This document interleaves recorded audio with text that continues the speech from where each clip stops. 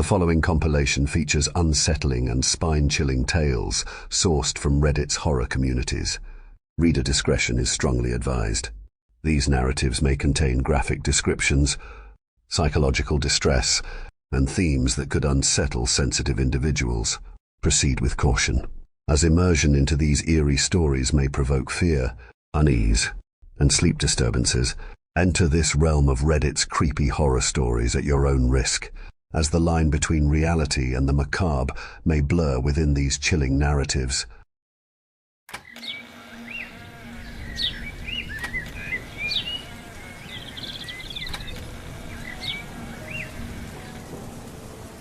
I've never been one to believe in the supernatural, but what happened to me and my girlfriend on that road trip? Something changed. It's taken me a while to gather the courage to write this, and even now, I can feel its eyes on me sometimes as I type. I've only been able to get a paragraph or two before I stop, but someone has to know. I've always despised long car trips. This fact wasn't lost on me when my girlfriend at the time, with the help of her parents, took it upon herself to fund a trip overseas to the USA, our own Great Western Trail. She conveniently forgot that she didn't have a license, leaving me as the sole driver. I grumbled, but a lot of money had been spent and given to us to do with as we pleased. I wasn't going to spoil this, as it was our reward for successfully graduating from university. The trip wasn't particularly memorable. When I think back on it, I struggle to recall most of the places we stayed. I remember landing in New York, spending a few days seeing the popular sights, and then renting a car and just driving. We had no real plan. With plenty of money, we could stay wherever we wanted. We had a few destinations in mind, but most of my checklist was on the West Coast. San Francisco and Vegas were still ahead, so driving was inevitable. We'd pick a highway or back road and drive until I needed a break, even though I found it tedious. Megan's company was comforting, though the ride would grow silent when she slept. The monotony of towering trees, sprawling plains and endless fields played tricks on my mind. The persistent rumble of the wheels and the silent, stagnant air punctuated only by the hum of the engine added to the oppressive sameness. This was the aspect of driving that I loathed.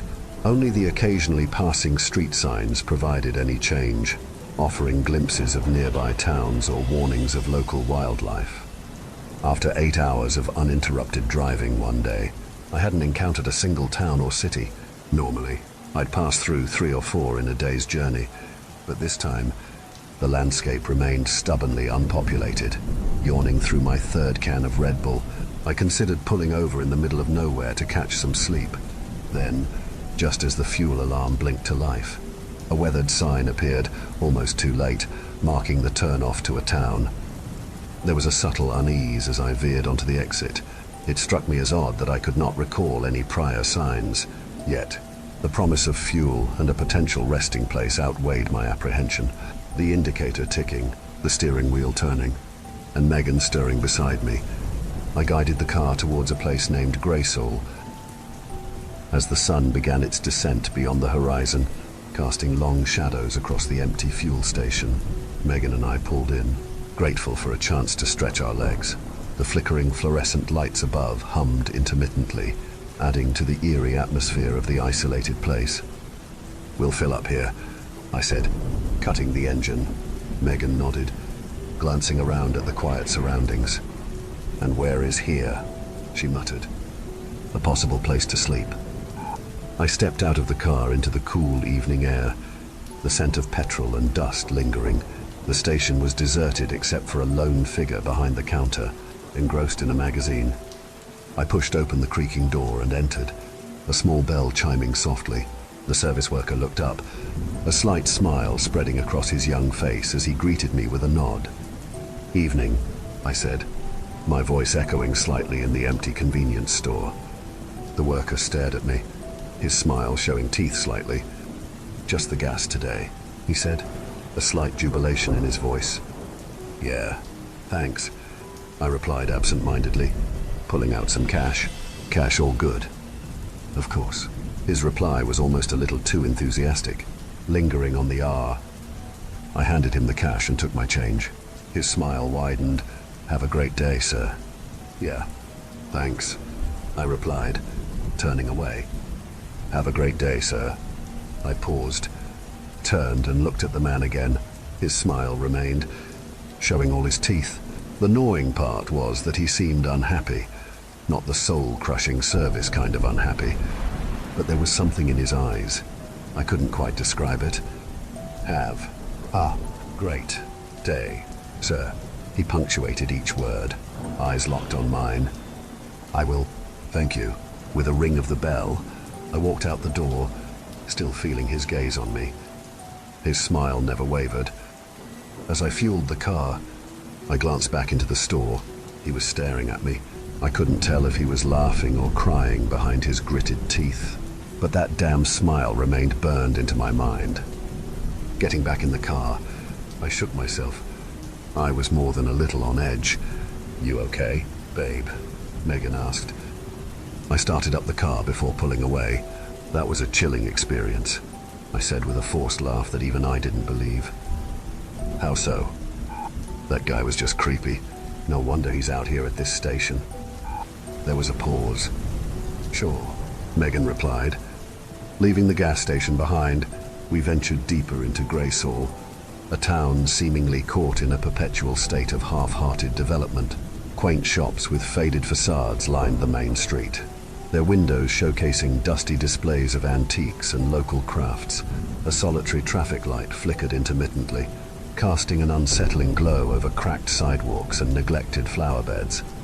"The road less traveled," Megan remarked, peering out of the window. "This truly is the explorer's way." "Yeah, a strange vibe," I agreed, my thoughts still lingering on the encounter with the service worker. As we drove further, we passed a weathered sign promising accommodations ahead. Following its directions, we found ourselves at a modest motel inside town. The car park was empty except for a few cars, their owners unseen in the fading light of dusk.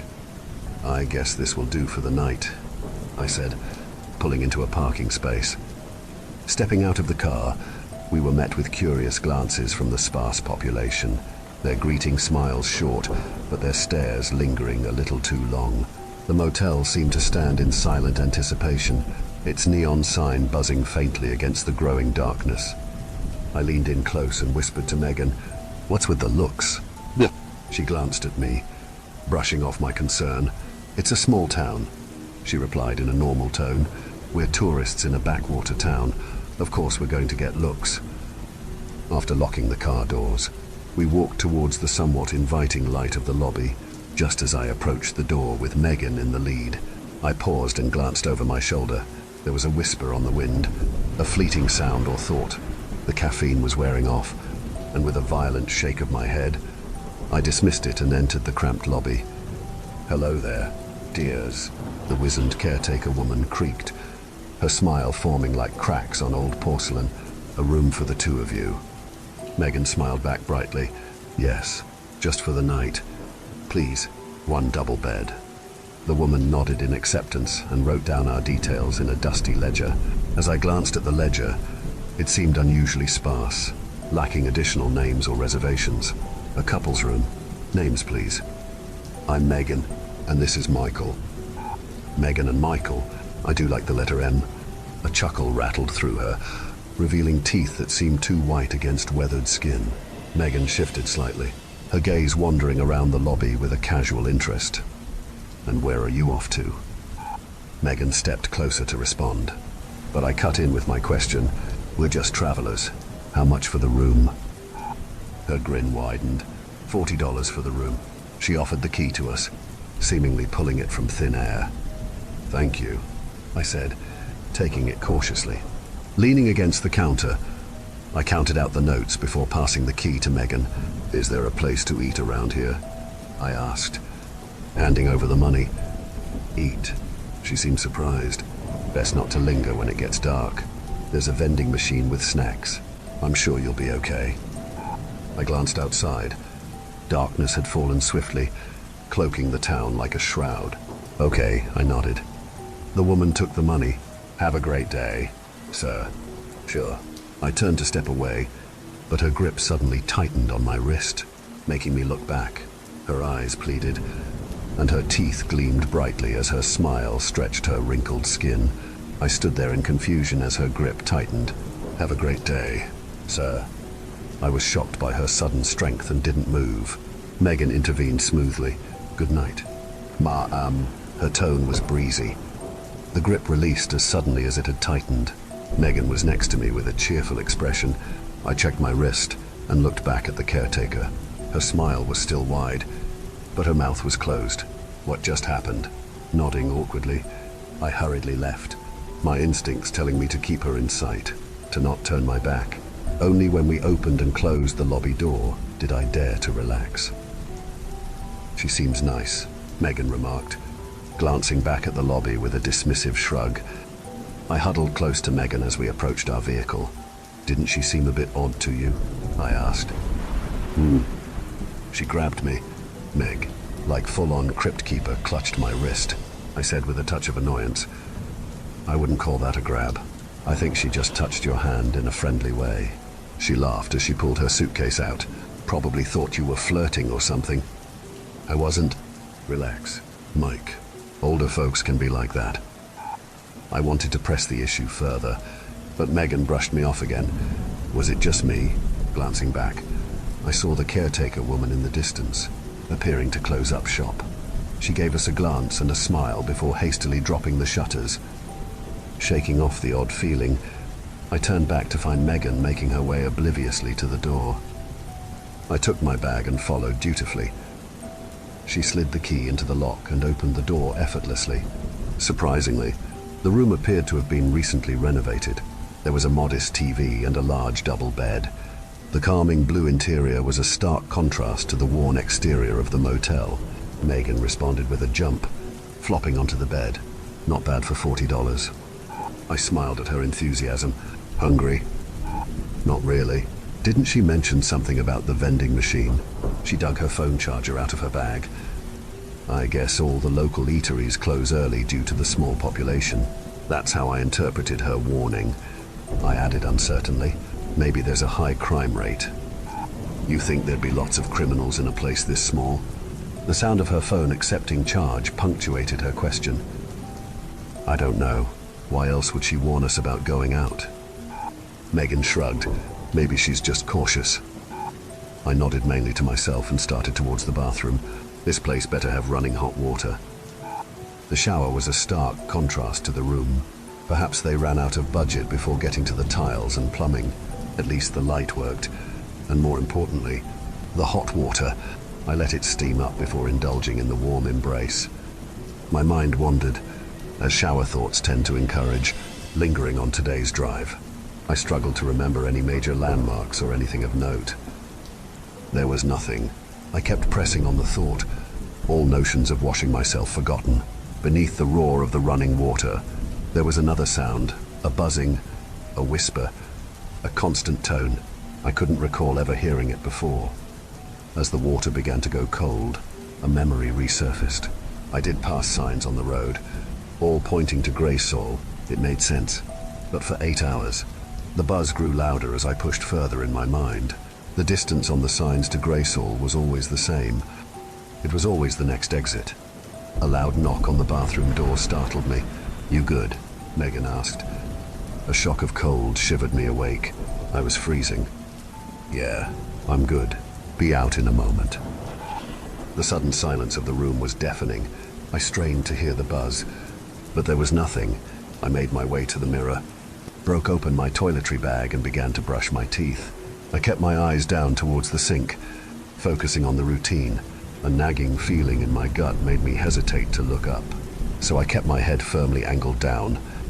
With clean teeth, I spat out the toothpaste and looked up out of habit. My reflection stared back at me, but there was something else. I couldn't see it. Behind me were just broken white tiles, but something was there. Dread crept through me as I remained still, locked in a staring contest with my own reflection. I dared not move. The buzzing returned, a presence gripping my very being.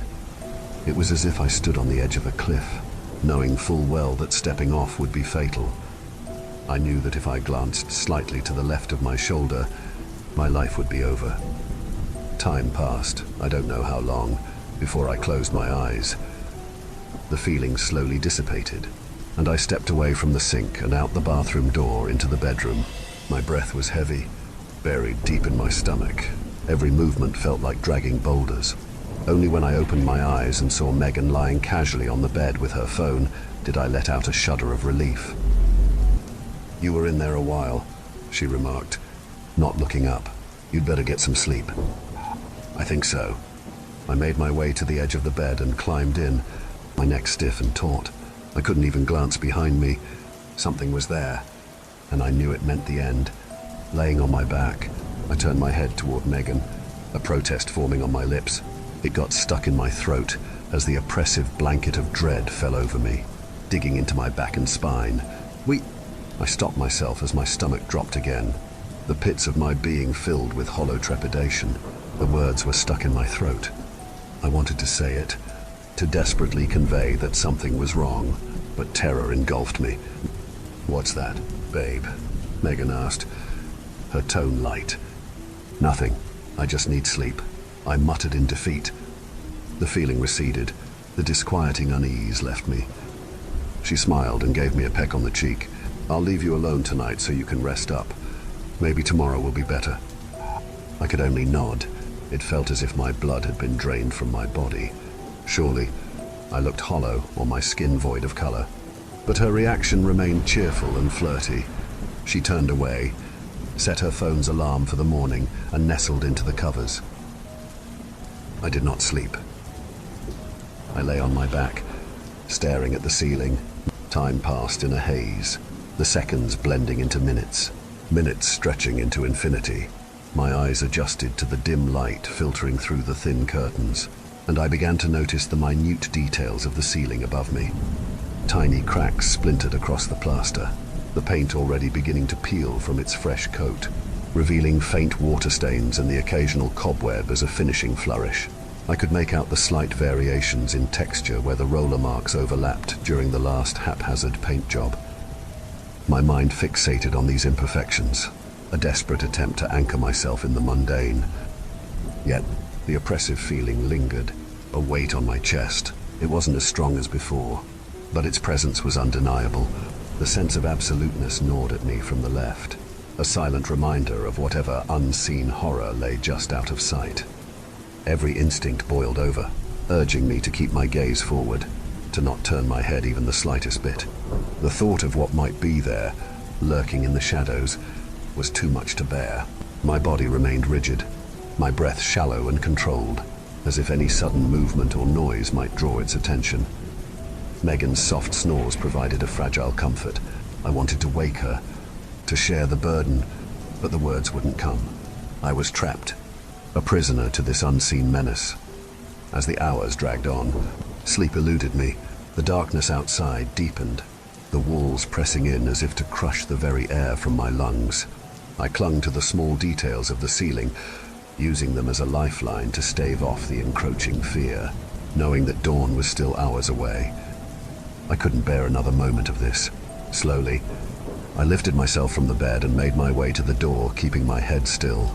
Hunger had set in. I moved silently, cautiously crossing the cold car park to the glow of the vending machine. Inside, a variety of snacks looked faded from the sun. I pulled out a note and fed it to the machine, the normality of the action distracting me from turning around. The machine accepted the note, and I pressed the combination, awaiting something to take my mind off the dark. The spools spurred to life as the snack slid forward and then down. I bent down to retrieve it. That's when the chanting began. I turned slowly towards the sound, an uncomfortable twisting in my gut rising to my throat. Ahead, a gathering of people stood in a crescent shape inside the park by the motel, including the service worker and caretaker woman. They surrounded a small pile of random items, illuminated faintly by the park lights. Even from this distance, I could discern the silhouettes, a pair of glasses, a map, a wallet and keys. The chant resonated through the still night, each syllable rolling off their tongues with a rhythm that felt both ancient and powerful. The words were guttural and melodic, filled with a haunting cadence that sent shivers down my spine. As the group circled the mundane items laid out in ritualistic precision, Their voices rose and fell in a foreign, almost otherworldly, harmony. The air seemed to vibrate with each intonation, weaving an invisible web of dread around me. My heart pounded and my skin prickled as if the very air was charged with dark energy, though I couldn't understand the words. The intent behind them was clear: summoning, binding, compelling.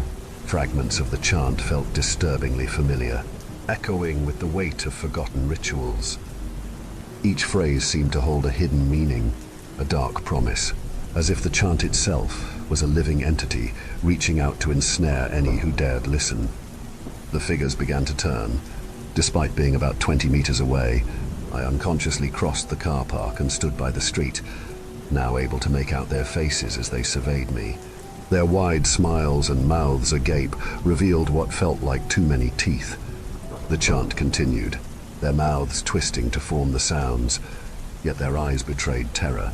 Pleading looks from all of them tore through me, screaming at me to leave now, but their welcoming bodies stretched wide, inviting me to cross the asphalt street. The clash of emotions, fear, menace and warmth, all fought one another to be the primary feeling. My mind almost acquiesced, the scratching ache of what was behind me pushing me forward. It beckoned me to join them. My body protested and screamed. The dread built as it sensed my thoughts.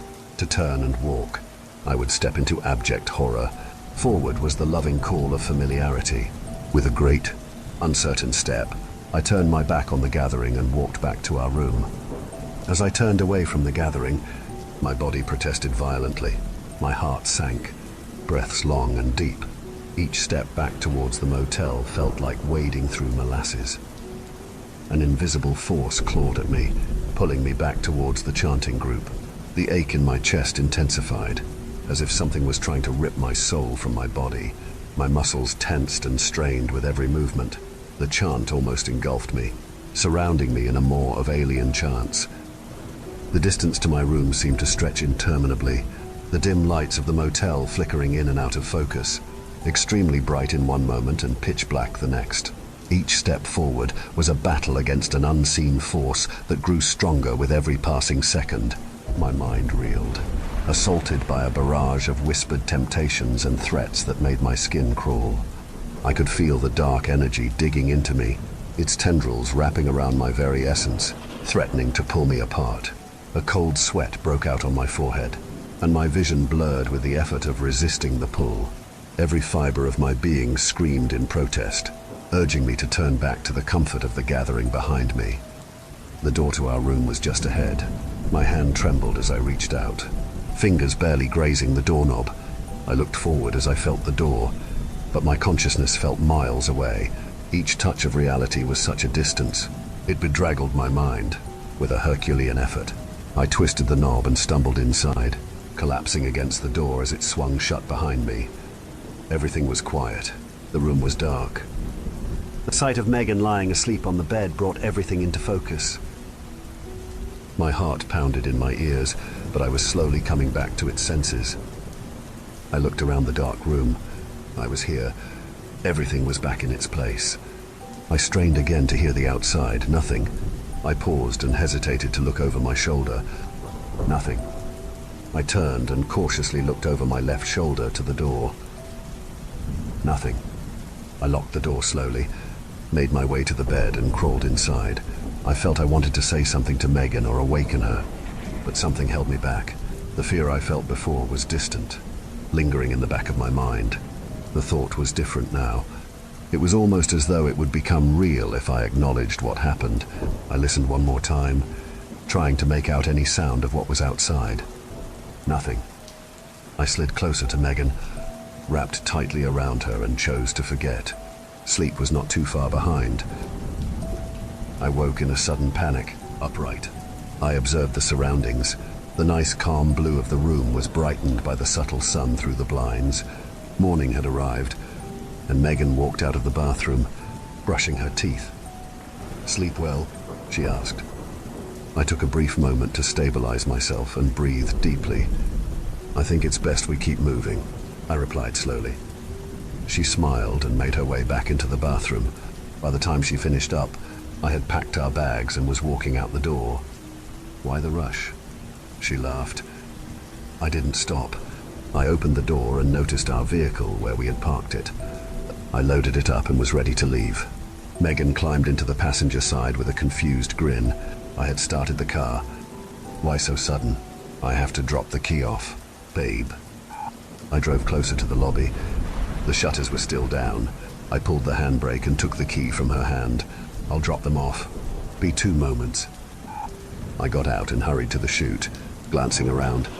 The park seemed normal in the light, but the ominous feeling lingered in the air. Keys deposited. I rushed to the car and slammed the door shut. Locking the doors for good measure, Megan rolled her eyes and sighed.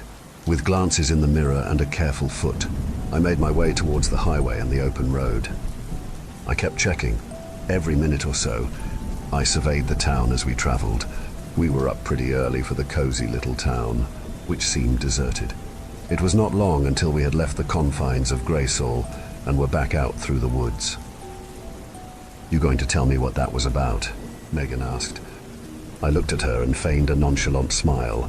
Cozy little hideaway towns are not my thing. I'm keen for the big smoke, as they say. So you didn't sleep?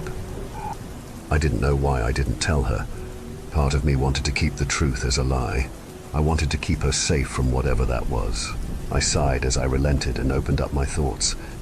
All right, so another part of me screamed in terror as a rising feeling tingled my neck. I stopped myself again, a glance in the rearview mirror, and I could sense it again. It was behind me in the back, but all I could see was the back window and the suitcases lying on the seats. It was still here. I couldn't look again. I looked away from the mirror and straight ahead. "Yeah, average sleep," I hesitantly stated. "Are you okay?" I paused and nodded. Megan seemed to have accepted that answer and went back to idling. I wanted to say more. I was screaming in my mind, but it stopped me. The tension in the car was palpable, my mind racing with the events of the night before and what lingers behind us. Megan leaned back in her seat, quietly scrolling through her phone. I tried to focus on the road ahead, but the unease in the pit of my stomach wouldn't let up. Minutes passed, and the silence between us grew heavier. The winding road seemed to stretch endlessly, the trees blurring into a monotonous green. Suddenly, a faint flash of red and blue lights appeared in the distance, reflecting off the rearview mirror. My pulse quickened, but I kept my eyes fixed straight ahead, refusing to look back. Megan shifted in her seat, noticing the lights as well. "Are those?" She trailed off, her voice tinged with concern. I swallowed hard, gripping the steering wheel tighter. "Probably just a routine check," I muttered, trying to keep my voice steady. The lights grew brighter, closer, casting an eerie glow inside the car. I could feel my heart pounding in my chest, each beat echoing the dread I felt deep inside. The urge to glance in the mirror was overwhelming, but I fought it, knowing that looking back might reveal more than just the police car. The siren blipped, a short, sharp burst that made me flinch. Megan turned to me, her eyes wide with worry. "What should we do?" "Just stay calm," I replied, though my own nerves were fraying. "I'll pull over." I eased the car to the side of the road, the lights now glaring in full force through the back window. My hands shook as I shifted the car into park and rolled down the window. The officer approached, his silhouette framed by the flashing lights. Megan's fingers brushed against my arm, a silent gesture of support. "Good morning," the officer said, his tone neutral but firm. "License and registration, please." "Of course." "Sir!" I pulled out my license and the relevant paperwork from the glove compartment. I handed them over as he began to scrutinize. His mirrored glasses glared at me, forcing me to look away. "You know why I pulled you over, sir?" No, I do not. Your tail light is out." "Oh, it's a rental. It was definitely good when we left New York." "Yes, I can see that." A pause. I looked up as he continued to read the papers. His face was stern and aged, poring over each of the documents I handed him. "Did you notice anything last night in town?" I gripped the wheel in surprise. The itch and clawing returned. digging into my spine. Like what, sir? He looked at me. I felt my head move with strain to look at him. Something invisible, a dark presence, was gripping my head. Did you notice anything at all, sir? No noises, no strange occurrences. Another grip on my arm, this one from Megan. There was concern in her touch. I could feel her eyes on me, sensing something was wrong. No, nothing at all. Slept like a baby. The pause dragged on for too long. Each second felt like an eternity as the presence tightened its hold, sending waves of terror through my body. So, you're a foreigner, driving through this state in a car with a broken tail light that you hired from another state. He sighed audibly. Too much paperwork. He handed me the papers, which I gladly took, but they didn't move. He was gripping them tight as I tugged at them. You got anything to say to me, sir? My neck craned again, as if an unseen force was controlling my movements. My entire body was on fire from fear. My muscles ached as the invisible claws dug deeper into my shoulders. My eyes shook from the pain as my cheeks tightened, pulling further and further apart in a smile too large for my own face. Have a great day, sir. The policeman smiled widely back, almost in wicked greeting. His grin was unsettlingly familiar. And you have a great day too, sir.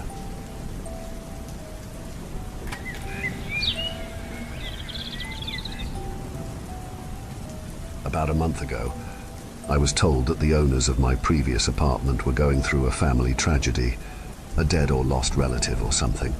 They were planning to sell the apartment soon. Knowing how tough the rental market can be, I started looking for a new place straight away. After a few weeks of searching, checking online, in the papers, driving about town, anything I could think of, I found a place. I couldn't believe my luck. Some of my friends had recently spent months, if not much longer, trying to find housing. The ad described a one-bedroom, one-bathroom, one parking spot, unfurnished apartment in a relatively new building complex. The rent was a slight bump from what I was previously paying, but as I had no desire to find myself homeless, I quickly messaged the agent to organize an inspection. The agent got back to me straight away, and so the next day during my lunch break, I went to check out what I hoped would be my future sanctum. The apartment was bigger than I expected, with plenty of good light, a cozy bedroom, and a smart, spacious kitchen. I wouldn't go so far as to say it was my dream apartment. The view from the balcony was rather bland and generic, offering only a glimpse at other buildings in the complex, and the bathroom was dull and somehow older looking than the rest of the place. I figured I could jazz it up, though, and it wasn't anything that diminished my overall enthusiasm in the slightest. I told the property manager, the agent I had spoken with was held up at another appointment, that I was happy with it, and, getting ahead of myself, asked when I could move in. He laughed and said that whilst he would obviously have to check with the owners, he was confident that based on my rental history and the fact I have no kids, no pets, a stable job, it would almost be a certainty that they would accept. I was ecstatic. The property manager was all smiles as well, an easy win for him too, I suppose. As we were leaving, he introduced me to the complex's caretaker, which I took as another good sign. The caretaker, a blunt and cold-eyed man, mentioned that phone reception in some of the buildings was spotty at times, which made the property manager bristle and repeatedly reassure me that it wasn't really an issue, that a new cell tower was soon to be installed nearby. I didn't care. I'm on my phone enough for work, and if people occasionally can't reach me after hours when I'm relaxing, that's too bad. The caretaker asked where I was moving from, and I said the other side of town. He told me there is a particular moving company that he prefers new residents use because it is a somewhat finicky location with several security entrances. As their fee was about a third of what I was expecting, I asked him to write down their name and number. Once again, I couldn't believe my good fortune. A few days later, the agent called and said my application had been approved. Amazing! I left work early and signed all the papers that afternoon. We shook hands. Thanks for your help. Call me if you have any questions, etc. It had all been so smooth. I moved in last week, The moving company was punctual and efficient. No frills, just one guy in a big van. I think he was foreign. He had an accent and wore a face mask the whole time, only saying a few gruff words to me, but he clearly knew the drill, as all my stuff was picked up and brought to my new apartment within a couple of hours. Home sweet home. Not that my old place had been awful, but as it happens with many changes of circumstance, I felt like I had started the next chapter of my life. I settled in for a few days, finding no issues or hidden oddities, before I had to go across country for a work conference, which I had known about for ages, and I wanted to be secure before I went. The conference was lackluster. It was work, after all, but it was good to catch up with colleagues who worked in different parts of the country. But nothing spectacular. I was looking forward to getting back. My morning flight was delayed, typical, so I was already a little sulky when I arrived back in town. I took an Uber to my new apartment and lugged my bags up to my floor. I dug into my coat, pulled out my keys, and went to unlock the front door. But it wouldn't unlock. I tried again. Locked. I double-checked to make sure I was using the right key, as I had been given a few. One for the front door, one for the main security entrance to the whole complex, one for my parking spot garage. I tried all three. Locked. I tried every key on my keychain. Locked. Grumpy from rising early yet getting back later than intended, I decided this wasn't going to be solely my problem.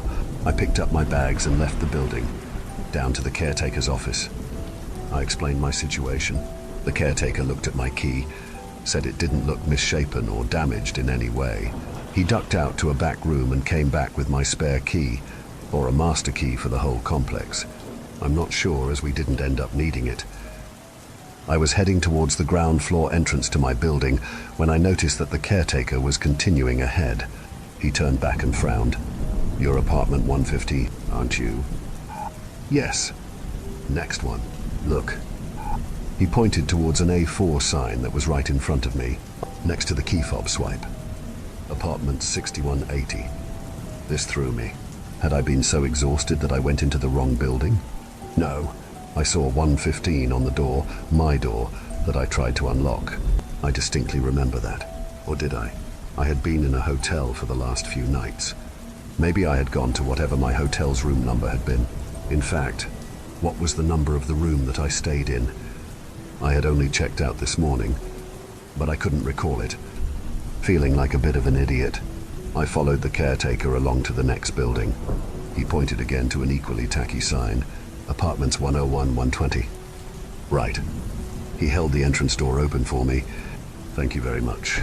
Probably thinks I'm mental." And we went up to my floor. Outside my door, 115, he handed me back my key. I slid it in and turned. The door unlocked and swung open. I went into my apartment. Everything was as I had left it. It needed a bit of tidying up and decorating to make it homely. Sure, but I had only moved in last week. Any mess was forgivable. Still, as I was already feeling quite a schmuck, I mumbled that I had probably just gone into the wrong building, thanked the caretaker for his help. He said no worries and left. I walked around for a few minutes. Nothing was out of place. Good. Just a simple mix-up. Bound to happen. No drama. I was just tired. In fact, I decided it wasn't too late to take a nap. When I awoke, I found things weren't exactly as I had left them. Nothing major, nothing astonishing or immediately bone-chilling, in any case. The first was the view from my balcony, opening the blinds. I found it just looked different. A slight change of angle. The opposite building looked odd. Had my neighbors always had a boxing bag hanging on their balcony? Or that one? Did that one have so many pot plants when I last saw it? I didn't ponder too much about this. After all, I have only spent a few days here, and I'm not one to snoop too closely on fellow tenants, as long as they're clean and quiet. I really don't care. The second relates to a slight neuroticism of mine. Forgive me if it sounds pedantic, but I know we all do these little things in some way or another. When I put toilet roll on the holder, I always make sure it is turned so the hanging strip is away from the wall, not next to it, until living with roommates. I thought everyone did this. Fussy, perhaps, but it just makes sense. Why would I want my knuckles rapping against the wall when I pull the strip? Well, when I went to the bathroom after my nap, I noticed the roll was facing the other way, towards the wall. Now, this isn't exactly sinister, I admit, but it is not something I would ever intentionally do. I tried to remember how many times I had used the bathroom since I moved in, and quickly gave up on this. Maybe because of the stress of unpacking, and in my eagerness to set everything up, I had put it on the wrong way. No big deal. The third thing was much more conspicuous. It was evening by now and starting to get cold, so I went to my bedroom to get some socks. Opening my sock drawer, I found pants. My pants. Yes, all exactly as I had left them. However, my pants don't go in the top drawer. My socks go in the top drawer. Always. Opening the drawer below it, I found my socks and pulled out a pair. This was most egregious. The balcony view, the toilet roll, those could both be easily excused as a lapse of concentration. But not my sock drawer.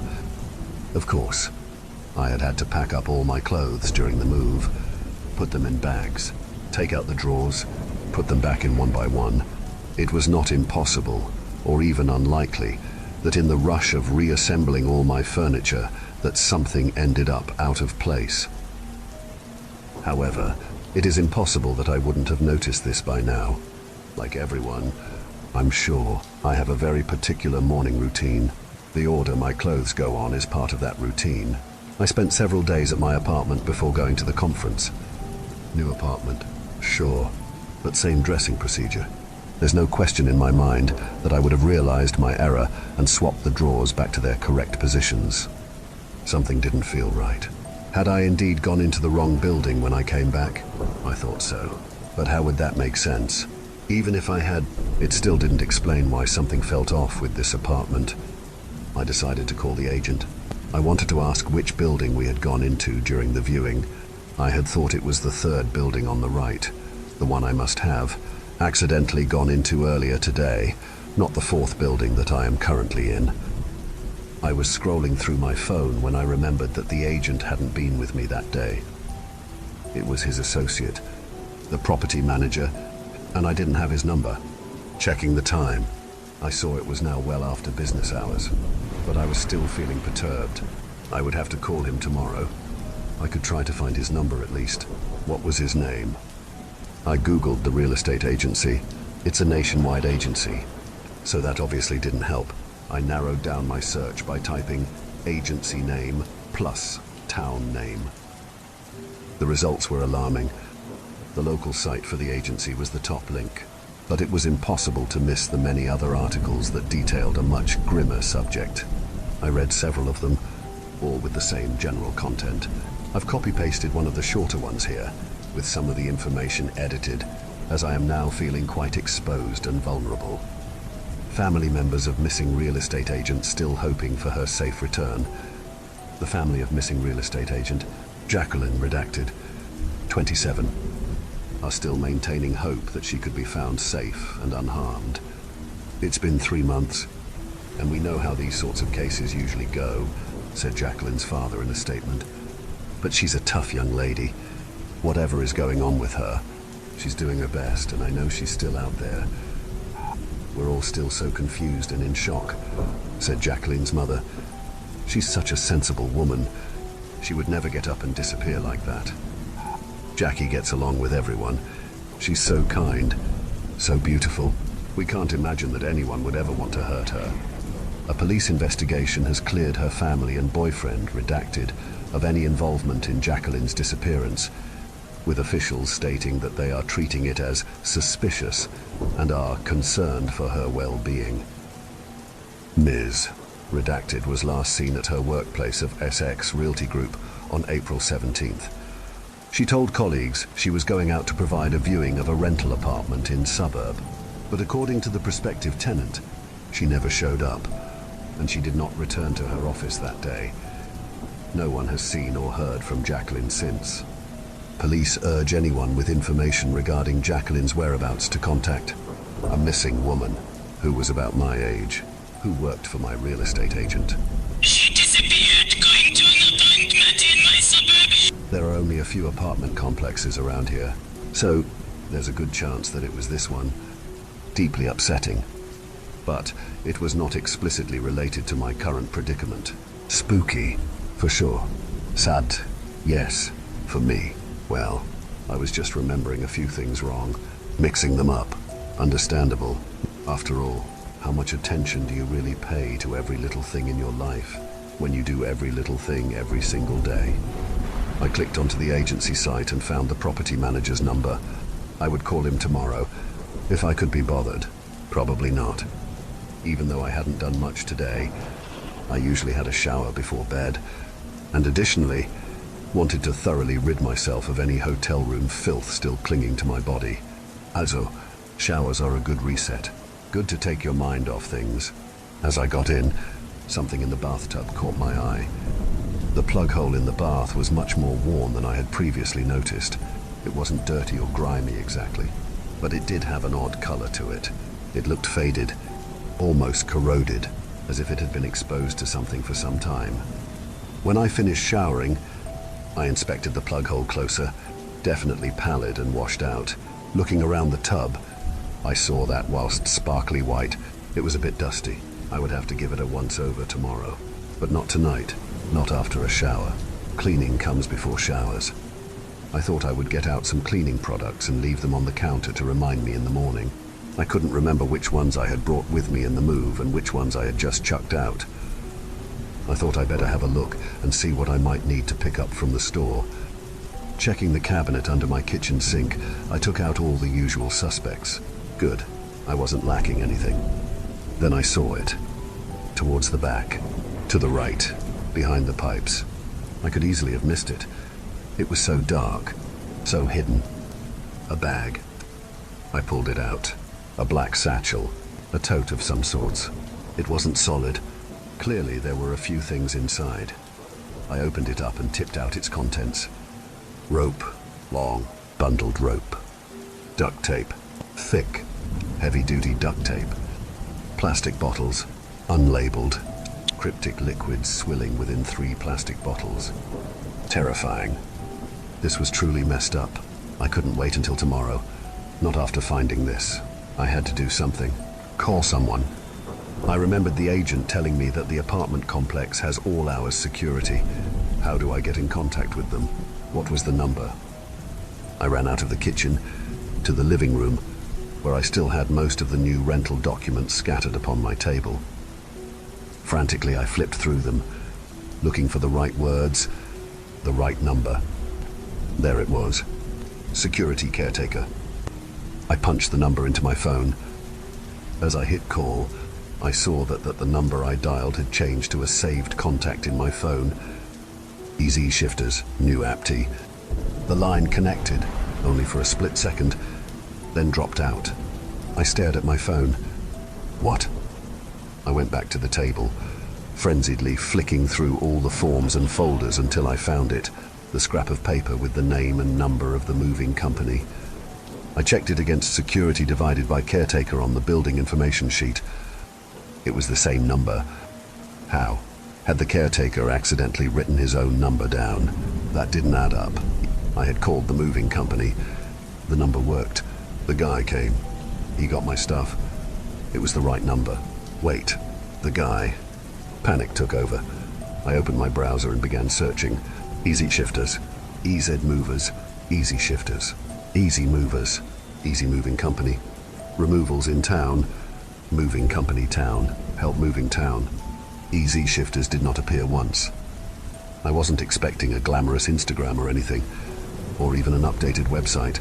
Just the words, the name, the number, a shitty review, anything. But it was as if it didn't exist.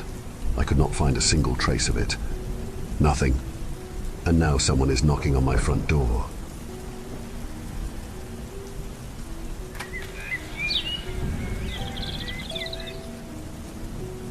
But the Lord said to him, "Not so. Anyone who kills Cain will suffer vengeance 7 times over." Then the Lord put a mark on Cain so that no one who found him would kill him. I could see the light going out of her eyes. That was always the sign I looked for as a mark that it had begun. Slowly, and in fits, they would suffer these half-deaths in my presence, this momentary catatonia. It was then that I knew they had seen it, and from then it was only a matter of time. It had taken a couple of months with Grace. We met at a bar. I had spent the evening drinking alone, as had become my Saturday ritual. She met my gaze from across the room and, Christ, it was exactly like the old cliché. We both felt the magic at the same instant. I'm sure of it, because she walked right up to me and introduced herself. From that moment on, I knew I'd be powerless against her. All she had to do was touch my arm to seal the deal. I tried to stop myself. I really did, but there was nothing I could do. What I had intended to be a one-night stand turned, once more, into a regular thing, and we were all but officially dating 2 weeks later. It had gone so well that I even managed to convince myself that the inevitable wouldn't happen this time around, that Grace was different. She wasn't. One night, as we sat across from each other at my dining room table, I saw her gaze drawn to my chest. It lingered there slightly too long, and it took my calling her name twice before she came back to earth. "Sorry," she said, slightly breathless. For the remainder of the conversation, her typical enthusiasm was replaced with a dull, pensive gaze which returned again and again to my chest on the left side. I tried to tell myself that it was nothing, that she was merely tired. However, the same thing happened the next night, and every night until she broke it off over text. "Sorry, it's just not going to work out. Goodbye, Lou." And that was the end of it. That night, in the shower, I ran my finger over the left side of my chest and peered down, ignoring the incredible strain this awkward angle placed on my neck and back. A small, misshapen, dark mark pulsed just beneath the surface of my skin, like a neon sign in reverse. And, for what seemed the millionth time, I scrubbed at it with ferocity. This only resulted in the skin surrounding the mark turning pink and then red, before slowly fading back to its normal color. Doctor after doctor had insisted that it wasn't there, and most people seemed totally oblivious to it. The mark only ever seemed to reveal itself to the people I really cared about, and then after an unpredictable length of time, Grace had been slow on the uptake. Some girls seemed to notice it hours or minutes after meeting me. The previous record had been held by a dark-skinned brunette, whose name I can no longer recall, who had taken a week to see it. But it always revealed itself eventually, and it always drove them away. I felt stupid for crying over her. What had I expected? That somehow I could suddenly rewrite the laws of nature and make a lasting connection. It had never been so and never could be. Later that night I got blind drunk. Literally. I was so plastered that everything spun and I couldn't keep my eyes focused. This resulted in a face-down nap in my laundry hamper. This might have been funny under different circumstances, but I wasn't in the laughing mood when I woke. It was with a start which disturbed my precarious position and left me and my dirty clothes in a heap on the floor. The pain was nothing compared to my headache. Through bleary eyes, I peered at my phone and winced as the light sent sharp stabs of pain through my skull. After blinking a few times, I could handle looking at it for a few moments at a time and saw that I had apparently spent most of the night calling Grace. She had not picked up even once, but had sent me a text comprised of the ominous and definitive message blocking this number. Don't call again. Another man might have felt himself in the right, despite his inebriated state, in insisting on closure after something like this. I didn't need it, however. I knew why she had left. A lot of the rest of that day was spent in the dark, with an ice pack on my head, trying to recover the ability to handle light and sound. I called into work sick with an unconvincing excuse which my supervisor had received with the appropriate tone of skepticism. I didn't care. The following day, it was time to give my presentation to the board, having lost the previous 24 hours to the application of various hangover remedies drawn from the internet in the few seconds of time in which I could tolerate the searing pain of my phone's screen. The version of the presentation I ultimately ended up giving was barely adequate. At least, I hoped that it had been. I noticed a female board member stifling laughter during some of my particularly absurd displays of ineptitude, such as attempting, and failing, to to correctly pronounce Mozambique 4 consecutive times. For whatever reason, this seemed to be a positive sign. Or perhaps it was wishful thinking. Just 10 minutes before the end of the day, I heard a knock on my office door and called out to whomever had made it. "Come in." And when I turned to see who it was, I was shocked to find my doorstep darkened by the female board member from earlier. "Hi, Lou." "Right." I nodded and realized that I didn't even know her name. "Do you want to join me after work? For drinks?" She could get in serious trouble for even asking that question, and I experienced 1,000 emotions at once, the more lurid of which eventually won out. "Sure," I said. "All right, I'll see you at the bar down the street then, at, say, 5:30. Again, I nodded. She turned and swept out of the room, closing the door as she did so. Maybe my luck is turning around after all, I murmured to myself. She showed up at 5:30, though I had believed seriously that she would not. We sat her down next to each other. I ordered a beer and she something suitably feminine. Precisely what it was, I cannot recall. As we began talking, it occurred to me again that I didn't even know her name, and knowing that it was impossible to continue a conversation forever without that knowledge, I simply asked her what it was. "Yes, of course you don't know my name." She laughed. "I'm a new addition to the board. I'm Claire," she said, extending her hand. I took it in mine. Soft, smooth, warm. So was my presentation really that good? I asked, smiling a little. "No, it was really quite dreadful," she answered, returning the smile and placing her hand on top of mine. "But let's forget that. Maybe we should forget the drinks altogether and go straight back to my place." As she said this, I choked a little on the sip I had just taken. "Really?" I asked, stupidly. "Really?" she said, maintaining eye contact.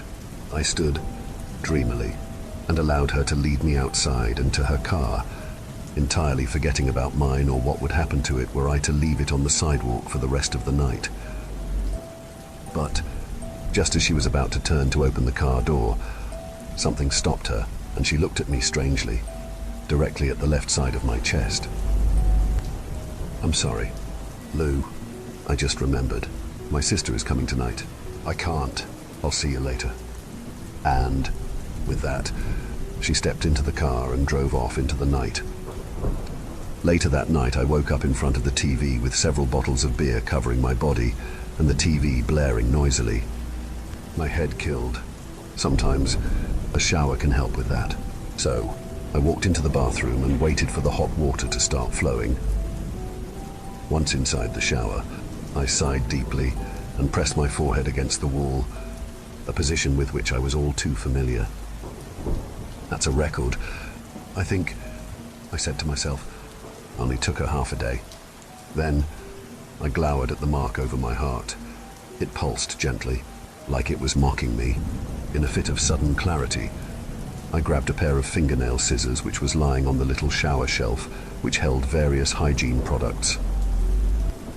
Then, without a moment's hesitation, I brought it down onto my chest, ignoring the pain and the spilling forth of my lifeblood into the greedy showerhead stream. It mingled with the water, forming snake-like tendrils of scarlet and whisking themselves away down the drain. I dragged the scissors around the mark, cutting deep in order to ensure that the scissors had punctured every layer of skin. The surge of adrenaline was weakening somewhat, and the first scream fell from my lips as my fingers dug in between the severed and healthy flesh and tore the patch of skin off, bringing forth a torrent of blood, almost black in its thickness. Then, triumphantly, I hurled the mark down into the drain and grabbed a roll of medical gauze from the cupboard next to the shower, spilling water and blood all over the ground as I did so. The gauze soaked through and I replaced it accordingly, then proceeded to dry and clothe myself.